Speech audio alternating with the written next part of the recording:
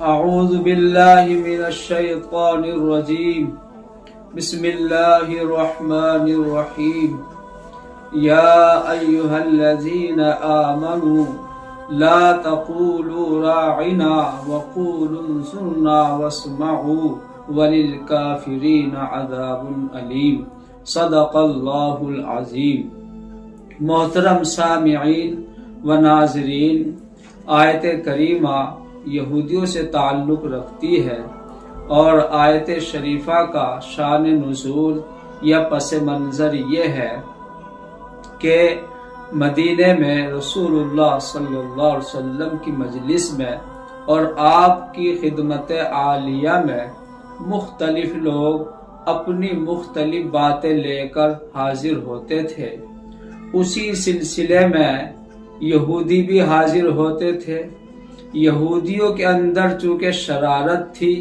نیت اور ذہن میں فتور تھا، وہ اندر حسد اور عداوت رکھتے تھے۔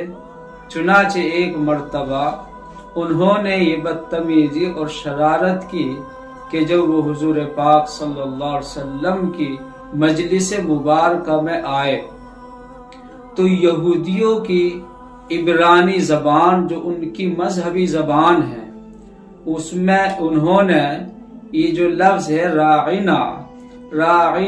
عربی زبان کا لفظ ہے، اس کے معنی اور مفہوم یہ ہے کہ ہماری رعایت فرمائیے، یعنی ہماری طرف توجہ فرمائیے۔ لیکن یہودیوں کی جو مذہبی زبان عبرانی زبان ہے، اس زبان میں اگر اس لفظ میں لفظ عین کو ذرا سا کھینچ دیا جائے، یعنی راعینا اگر اس کو پڑھ دیا یا کہہ دیا جائے تو اس کے معنی چرواہے کے بنتے ہیں۔ مسلمان سادے طریقے پر ان کی شرارت کو نہیں سمجھتے تھے، وہ اپنے آپ میں مخلص اور خالص ذہن رکھتے تھے۔ اس لیے کچھ مسلمانوں نے جو اپنے آپ میں مخلص تھے، اس بات کا کوئی خیال نہیں فرمایا اور نہ ان کی توجہ اس طرف گئی کہ ان کی سوچ اور ان کی شرارت یہ اس انداز سے ہو سکتی ہے۔ چنانچہ جب حضور علیہ السلام کی توجہ چاہتے تو یہودی از راہ مذاق اور تمسخر کہتے راعینا، یعنی ان کی نیت کچھ اور ہوتی تھی، لیکن مسلمانوں نے بھی ان کو دیکھا دیکھی یہ لفظ کہنا شروع کر دیا۔